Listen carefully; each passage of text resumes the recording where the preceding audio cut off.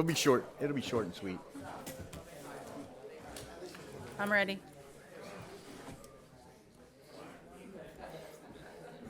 Good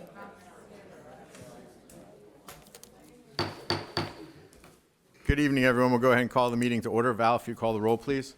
Commissioner Snow, Here. Commissioner Curry, Commissioner Delanoy, Here. Mayor Penny. Here. At this time, if you have any devices that make noise, please turn them off or turn them to silent. If everyone please rise for the invocation led by Commissioner Jeff Delanoy and remain standing for the Pledge of Allegiance.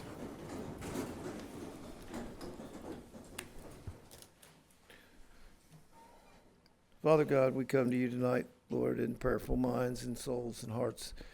We just ask you to be with us tonight as we conduct the business of this city, Lord, City Holly Hill.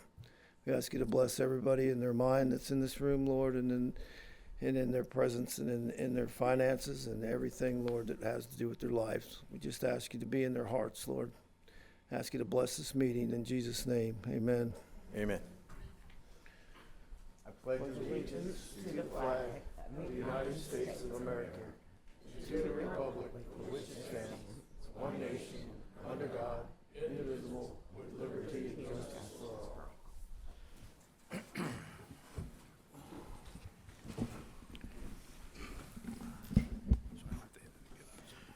At this time, we have a presentation, a proclamation. I think there's a couple members of the clergy that are here. Would you like to come forward, please?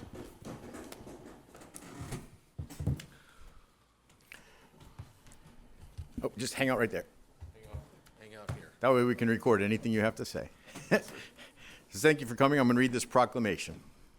This is a proclamation by the mayor of the city of Holly Hill, Florida, declaring June as Faith, Family, and Responsible Fatherhood Month in the city of Holly Hill, Florida. Whereas the city of Holly Hill is strengthened by residents whose faith, values, and commitments to service contribute to the character and well-being of our community. And whereas families of all kinds play a vital role in nurturing future generations by providing love, support, guidance, and opportunities for personal growth and success. And whereas strong family relationships and community connections help foster responsibility, compassion, respect, and civil engagement. And whereas the month of June includes the observance of Father's Day, a time to recognize and appreciate the important contributions fathers and father figures make in the lives of their children, families, and communities. And whereas responsible fatherhood promotes positive involvement, leadership, support, and encouragement that benefit children and strengthen families. Now, therefore, I, John Penny, Mayor of the City of Holly Hill, Florida, on behalf of the City Commission, do hereby proclaim June as Faith, Family, and Responsible Fatherhood Month in the City of Holly Hill, and encourage all residents to recognize and celebrate the values of faith, family, responsibility, service, and community involvement. By honoring these principles, we help strengthen families, support fathers and father figures, and promote a caring and inclusive community for all. Thank you.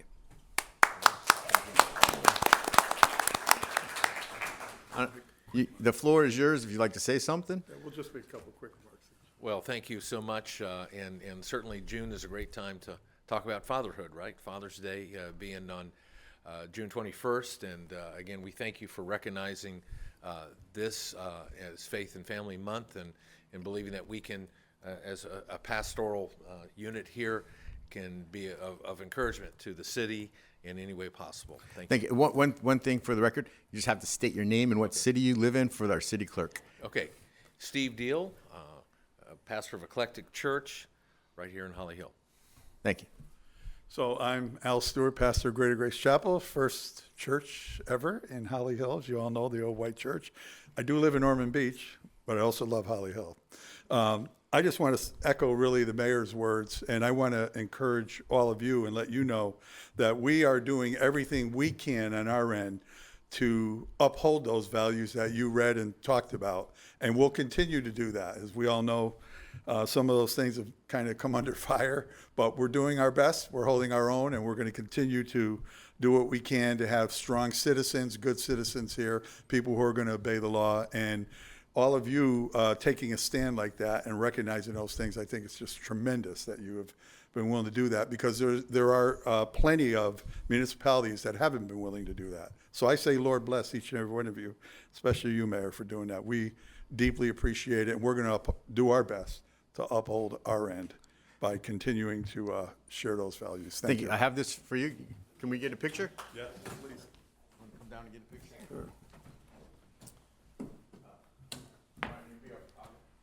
All of the equipment. Brian, can you make sure we get a copy of this?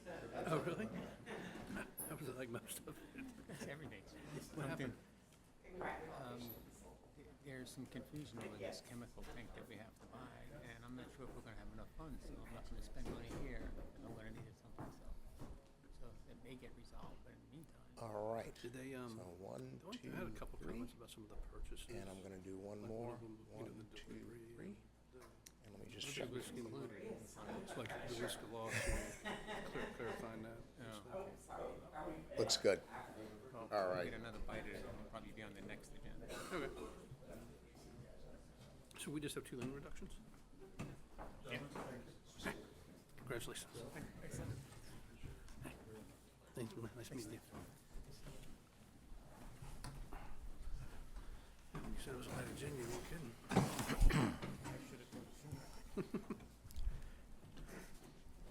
Now we'll move to public comments. This is the time for the general public to address the commission on anything not on our regular agenda. Is there anyone that would like to share some thoughts with the commission on anything that's not on our regular agenda? Yes, sir.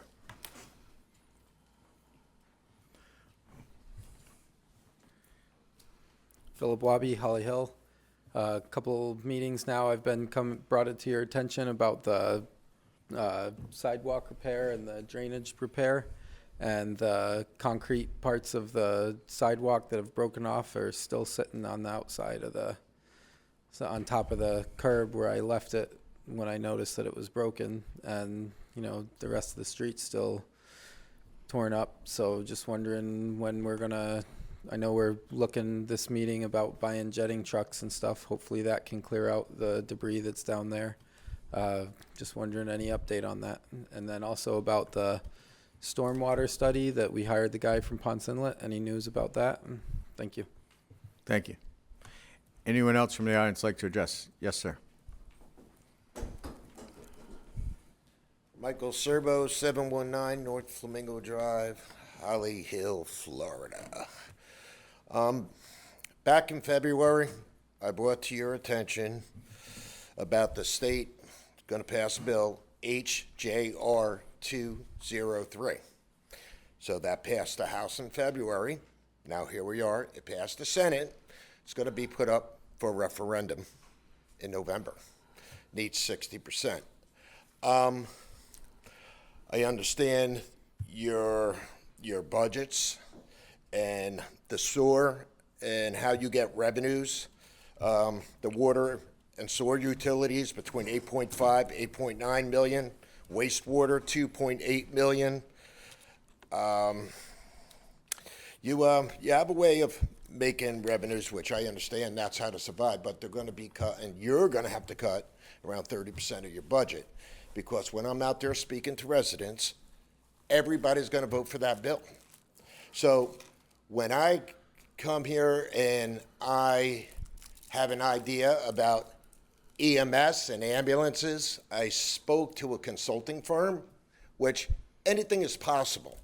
But I just want to put it on record that I'm not being negative when I bring up recycling. I think that we should take over recycling.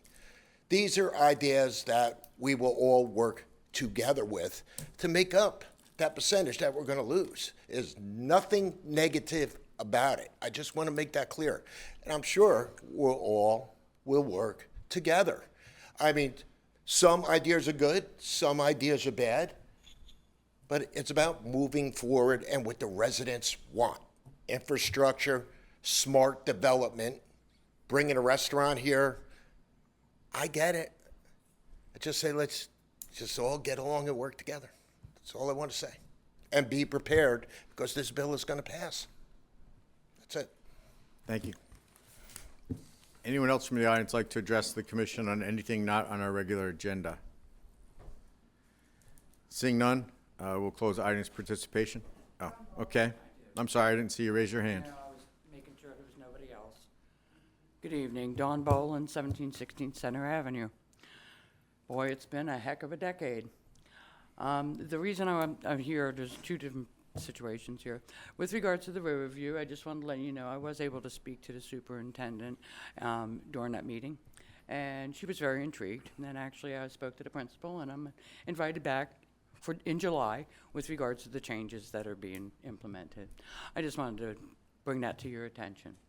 Back in February, there was a situation that took place at my residence with regards to a hot water heater. And with regards to that situation, I don't know if I wound up contacting or they put a work order in. I had a new hot water heater installed. And with regards to that, my plumber stated that there was a HydroPro tank that's supposed to be put on top. It's state guidelines to be put on top of the hot water heater in order for the regulations to be followed. I don't know if it's part of city code or not, I have no idea, but it is part of state code. And so with regards to that, after the meter, or the hot water heater was put in, I wound up having an issue with the water meter. It has nothing to do with the water consumption from the 2025 issue with the new water meter. It does, however, have an issue to do with a backflow where the meter, every 5 minutes, what the meter does, it goes forwards, but then it also goes backwards. It goes forwards and it goes backwards. And this has been ongoing since February. Now, with regards to this situation, the city guy came out and he wound up going ahead and digging a 3-foot trench with regards to where the water line comes from the house to the meter. And the meter itself actually is cockeyed. And so with regards to the situation, I was on the phone with my plumber also at the time with regards to the situation, and it's like, the tank is necessary. Can you remove the tank? If the backflow valve is not a part of it due to the overdevelopment in the area, it is creating and causing a rift with regards to not having a backflow valve on the at the premises, which would be at the meter. The problem is that when the city guy was out there with regards to the line, which I do have pictures, and I do have video with regards to every 5 minutes the meter spins backwards and forwards and does its own thing. He wanted to go ahead and help me out as best he could. So he did modify and change the meter, trying to see whether or not it was the water meter or not. For the second time, he put another meter in. With regards to that, the only remedy that could be had by what he was seeing was to place the meter below the meter that the pre-existing water meter. Thank you. Which was an issue. I'm sorry, you need to wrap it up, Ms. Bowling. Because if he placed the water meter below the current water meter that I have, then I wouldn't be able to shut it off. If I needed to shut the water off, there would be no source because it would be buried. It would be buried 1.5 feet, Thank 2 you. foot underground. Thank you. Excuse me? Thank you. Your time is up. It's 3 minutes. My time is up. You couldn't give me another 1 quick second with regards to... I did. I told you to need to wrap it up, and you continued to speak, so I'm sorry. We have protocol. I'm sorry. Is there anyone else in the audience that'd like to address the city commission this evening on anything not on a regular agenda? Seeing none, we'll close audience participation. Joe, do you have anything to add that what Mr. Wabi was talking about, the street, the concrete? I don't know the address specifically. I think it was on US 1, and I think our Public Works Department notified the DOT about it. But if Phil will just get with me for the locations, I'll make sure that it is specifically looked at. If it's not on US 1, our staff will take care of it. Fred, we don't really call him from Ponce Inlet. He did work at Ponce Inlet, but he's been on board with us for quite some time, and he's doing stormwater-related reviews in the department. So he is here and doing the job that we asked him to do. Thank you. And just for the people in the audience, could you reflect back how long the city and the finance department has been planning for the potential loss in property tax revenue, going back to the last legislative session, if I'm not when we were first made aware of it, we've been talking about it, and we've gotten information from the property appraiser and what the values may be and what the losses may be. And fortunately or unfortunately for the city of Holly Hill, we have a very high rental population. So when you compare Holly Hill to Palm Coast or Ponce Inlet or these other cities that don't have a high rental population, they're going to lose a significantly higher amount. So 50%, or round numbers, roughly 50% of our population, our tax base, is commercial property, and the remaining 50% is almost split between homesteaded properties and non-homesteaded properties. So we are going to feel an impact. We are looking at it. We're working on our budgets now to make some decisions, especially when it's dealing with the police department and how they are impacted or not impacted by these changes. So yeah, we're aware of it. We're looking at it like every other city, and we're coming up with solutions. As you know, we're going to go out and do a fire assessment analysis to determine if that fee would be appropriate to put in place next year. We can't do it this year. It would be in the 27 fiscal year. So yes, we are working and looking at that constantly. Thank you. And lastly, where should Ms. Bowling address her concerns? To the utility billing department? Well, I'm somewhat familiar with it, so I'm going to get with Chris Petrie, who was the mechanic that was working on that, and I'll get an update from him, and I'll follow back up with Ms. Bowling. Okay, all right, thank you. Can I say something just? Yes, sir. I'd like to talk to you after the meeting, if possible.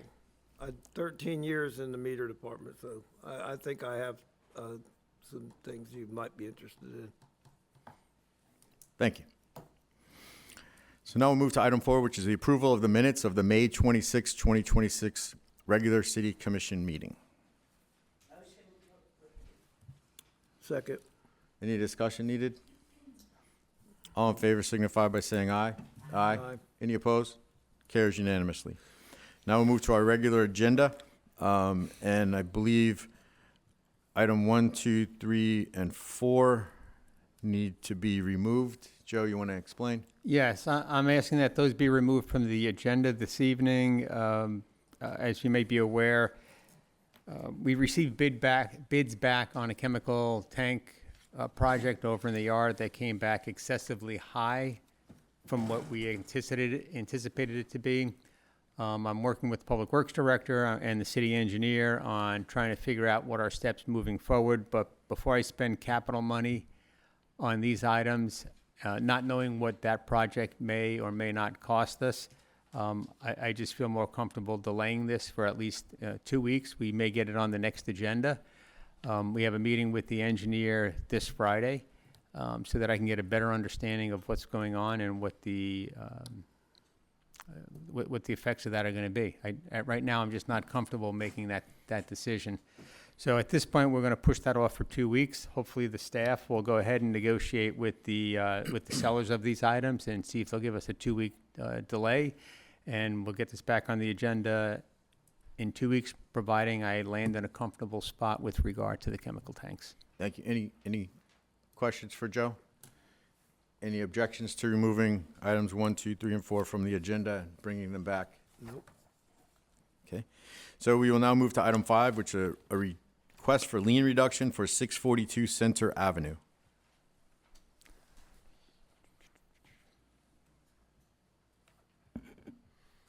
I'm working on it.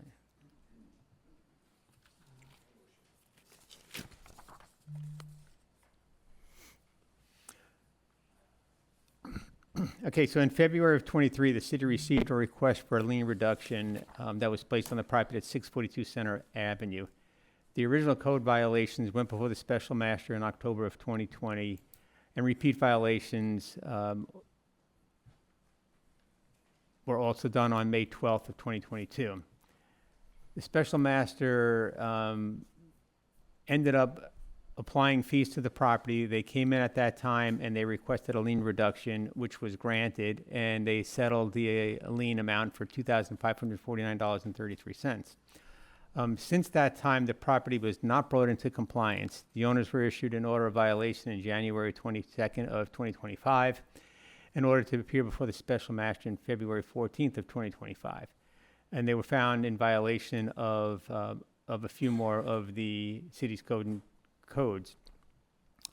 This generated a new lien on the property, which totaled $10,150. The property is now in compliance, and the property owners are requesting a second lien reduction. The city typically does not grant a second lien reduction on property under the same ownership that has already received a lien reduction. However, the owners are claiming that due to circumstances beyond their control, the completion of bringing the property into compliance was delayed. The owners are claiming that 2 of their window contractors failed to complete the work after being paid and leaving the owners with the $20,000 loss. So if the city commission would like to entertain a second lien reduction, I've presented the calculations below, applying a 20% fee to the total lien, leaving a balance to pay off of $2,895.43. I did speak to the owners of the property, and they were in agreement to pay that amount. Thank you. Any questions for staff? I Are the owners here this don't know. evening? I did communicate with them by email. That's how I have that information. Thank you. Did they bring it into compliance now? Yes, it is in compliance now. Do we have any photographs of when it wasn't in compliance? I don't have them here. That's usually done through code enforcement and the special master. You wouldn't, as a commission, make those decisions because it's done at that level. Yeah, okay. Is there anyone from the audience who'd like to comment on this matter? Seeing none, we'll close public participation and entertain a motion.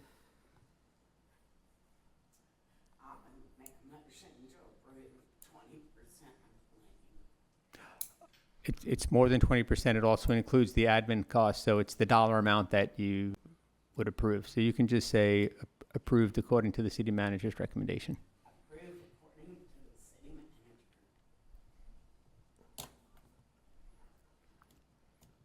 No second? Yeah, I feel about this.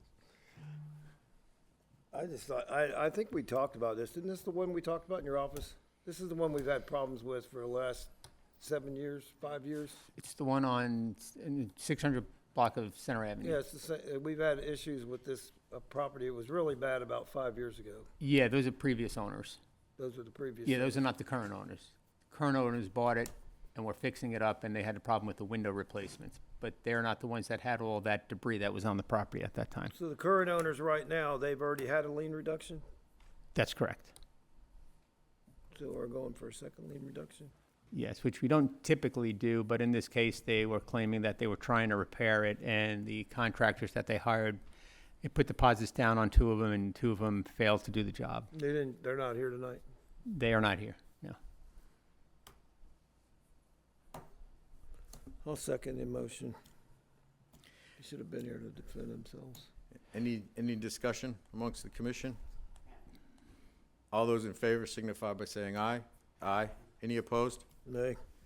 Carries 2-1. We'll now move to item 6, which is a request for a lien reduction for 1521 Heritage Lane. Okay, so for this one, the city received a request for a lien reduction at 1521 Heritage Lane. The property is owned by Alex Spanos of Celtic Properties, and it was purchased on January 30th, 2024.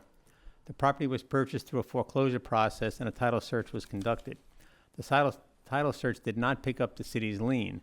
Since purchasing the property, the owners have brought the property into compliance and obtained the necessary permits for the work performed. Had the title search picked up the city's code enforcement lien, the lien would have been stopped in January 2025 and potentially wiped out all of the city's lien. I have taken the position that if the lien were identified and the owner applied for a lien reduction at the time of the purchase, the city would have granted a lien reduction in the amount of 10% of the original lien plus administrative costs. The property was brought before the special master on July 20th of 2023, and they identified several code violations which remained outstanding. When the property was purchased, the code violations were quickly resolved. I'm recommending reducing the lien to the amount stated below, which is from $21,800 to $2,924.23. Any questions for staff? I got a question. So Yes, sir. how much is the lien now? The lien was $21,800, What is it? So what are we deciding on? $2,924.23. Are they here tonight? No, they don't typically come if they. Oh, if they're they- here. Oh, they They're are here. Oh, I'm sorry. I didn't know they were here. I've never met them in person. Would you come, would you want to come up and address the commission? Are they in compliance now, Joe?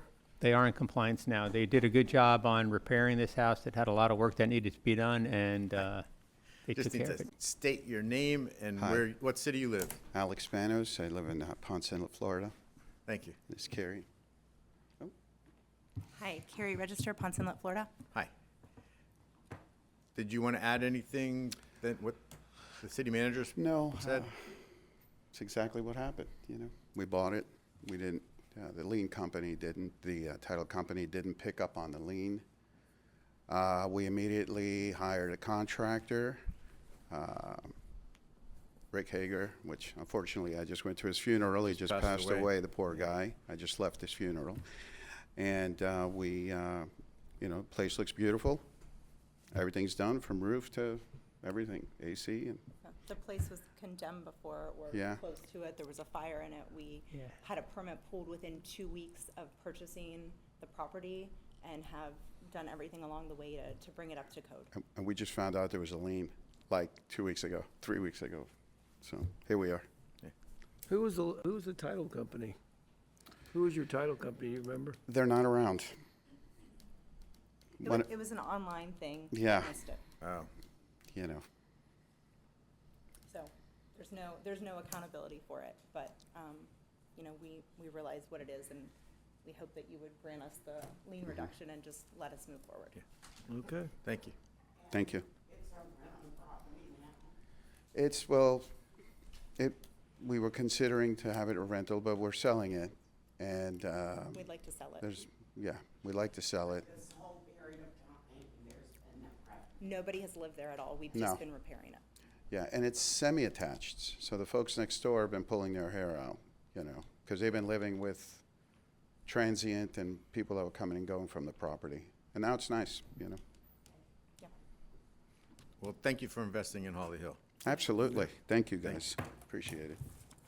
Thank you. Would anyone from the audience like to comment on this matter? Seeing none, we'll close audience participation and entertain a motion. I'll make a motion to approve. Any discussion needed? All in favor signify by saying aye. Aye. Any opposed?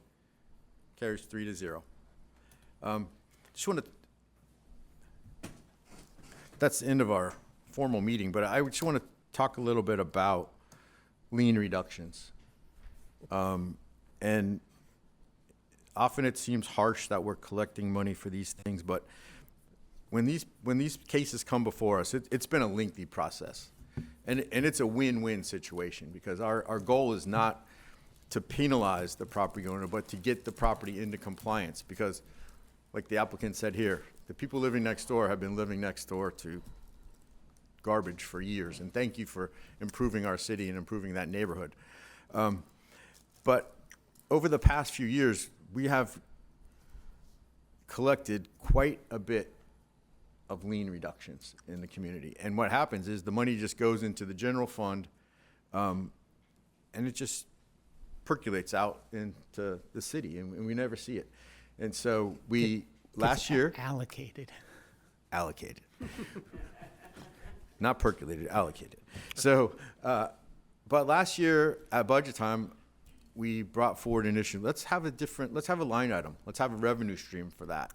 And when budget season is coming up, I like to see that we earmark that revenue towards specific projects, whether it be a fountain or an affordable housing or playground equipment or something, because I'd like to let the community see that it's a win-win. The buildings come into compliance, the city generates revenue, and that revenue goes right back out to improve the community even more. So I know budget time isn't quite here yet, but when it's coming around, I just want us to consider that so that we can show the cause and the effect of this action. Code enforcement, Kyle's in the back, and they work so hard to bring our community and bring things into compliance.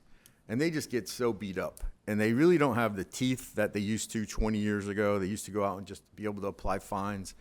And they work and they work and they work, and they never, they're total job security. They will never run out of code violations. I don't care what city you live in, they will never run out of code violations. But that's my soapbox. I'll shut up, and I will move on to our city manager comments. Just want to let you know that the pier at the Second Street Park, Riverfront Park, is now open. It's been completed, so we're happy that that's done. Great. That's it. That's it. Scott? No comments.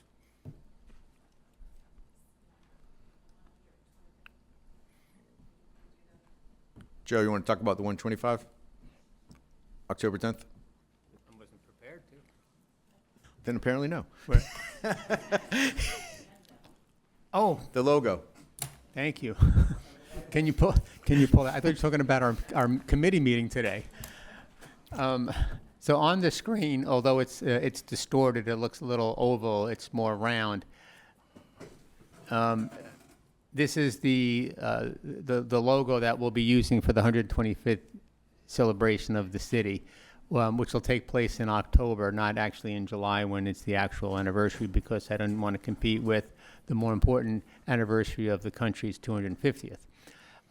So I just wanted to have the commission see that. I sent it to you out in an email for you to motion to approve this be the official logo so that it will be placed on anything that's associated with that, and not that we have different logos going around for this. But thanks for the reminder, Val. We should have had like Sunrise Park in there. So we need to take formal action tonight, Joe, to Yeah. adopt that. Yeah, I think if you take formal action this way, I can tell the staff this is what we're using on everything, and people aren't going to go around and tweak it to make it look like they want. Okay. So is there anyone from the audience that would like to discuss this issue with the city adopting the logo over my head, but it's actually a circle? It looks like an oval, but it's actually a circle. Yes, sir. Oh, yes, ma'am. Sorry, Phil.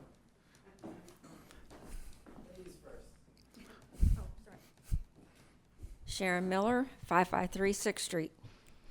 I think you need to have more green in it because that's what it's all about. Green. And that's too much red. That's all. Thank you. Now you did it. Philip Wabi, Holly Hill. This brings up a good topic that other cities were talking about, was updating the signs that welcome people into the city. And so I know we have the signs on US 1 and we have a little sign out on LPGA. Is this something that, we could adopt and do a better sign, something nicer to welcome people into our city? Let them know that they're not in Daytona or Ormond, and even though it's a short drive, it's a good area to be. Thank you. Thank you. Anyone else from the audience like to discuss this?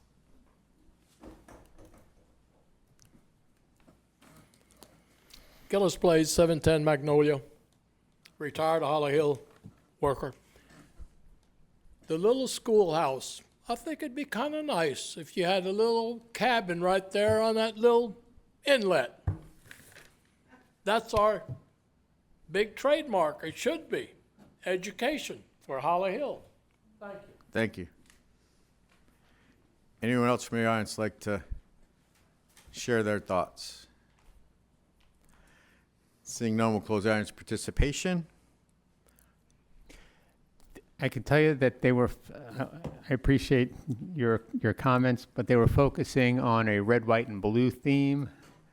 And It was so the whole that's- patriotic 4th of July Yeah. kind of. That's our real anniversary. It's 4th of July, so that's why they were focusing on the red, white, and blue. They put the holly leaf up there. I like the idea of green.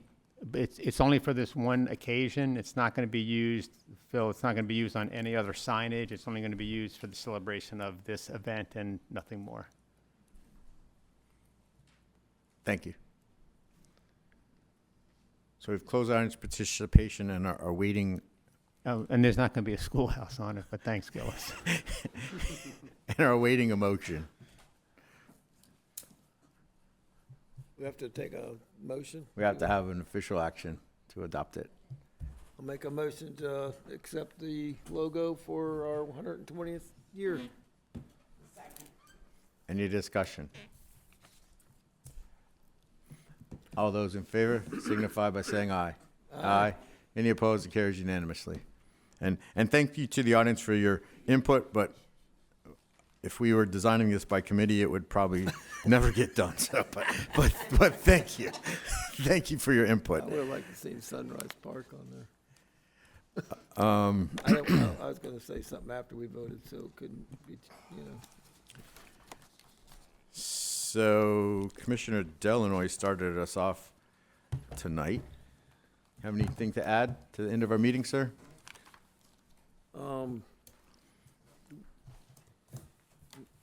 We don't need to do anything about you extending your retirement, right? As far as that goes? No, I sent a letter out to everybody extending my retirement to September 4th because I'll be going down to that League of Cities conference, and I think it would be appropriate to come back with that information and make sure I share it with the rest of you and with my staff. So I extended it from August 14th to September 4th. Is that 2027? No. My last commission meeting. Nice try. Nice try, Jay. My last commission meeting sitting here will still be August the 11th. Thank you. No, I think that's it, because I think I already talked to Joe about something that I was concerned about before the meeting, but was already taken care of. So I'm good. You're good? Commissioner Snow? Yes, sir. Mr. Jim McGarry, are you hiding anywhere in the He's not here. Not here. He is one of our greatest residents, and it was his birthday on Sunday. And I don't want to upset him, but I think he was 84 years old. No, it was his 80th birthday for the third time. Okay. He got me on it, too. The library at the YMCA. If you've ever been in there and seen the hallway and the hundreds of books, he took that on when the library in Holly Hill closed. And he maintains it, and it's never messed up or out of order. He spends a good deal of his retirement doing that.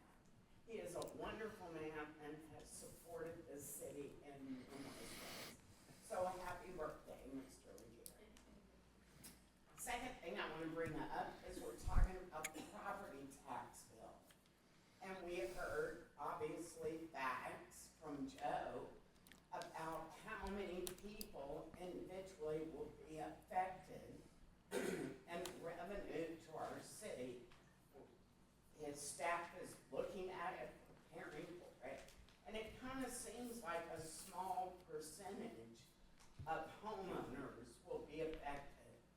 But I want to remind everybody, our community is based on renters and homeowners.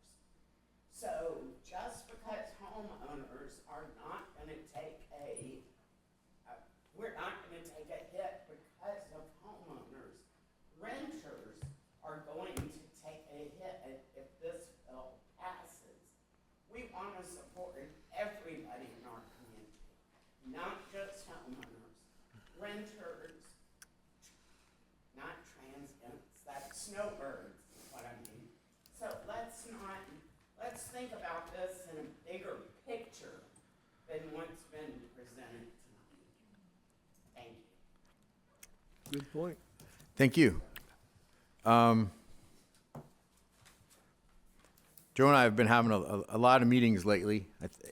He's got his end date, so it looks like we're trying to get a lot of things wrapped up before he leaves. And there's just a lot of good stuff going on in our community, and we're gonna miss you, Joe. But I just want to thank the pastors for bringing Father's Day to us. That recognize fathers, and we always say Happy Father's Day, but when I read the proclamation, fathers and father figures. There's so many men in this community that step up, that raise children, that don't share any of their DNA. And so I want to take a moment to just recognize those fathers and father figures, and thank all of you for coming out and being part of your local government. Sometimes I sit here, I have to run the meeting according to rules and regulations, and I apologize if it looks like I'm stern and not flexible sometimes. But if I'm too flexible, I'm accused of favoritism. So we have rules and regulations to comply with our business meeting. I'll stay here for an hour and talk to anyone afterwards, after any meeting, if they want to talk about things further. But during audience participation, we have a 3-minute participation limit, and I have to hold you to the fire on that. So apologize if I look inflexible, but that's just the cost of sitting here in the middle of the office, in the middle of the meeting, and being the guy in the middle. So without anything further ado, we'll stand adjourned.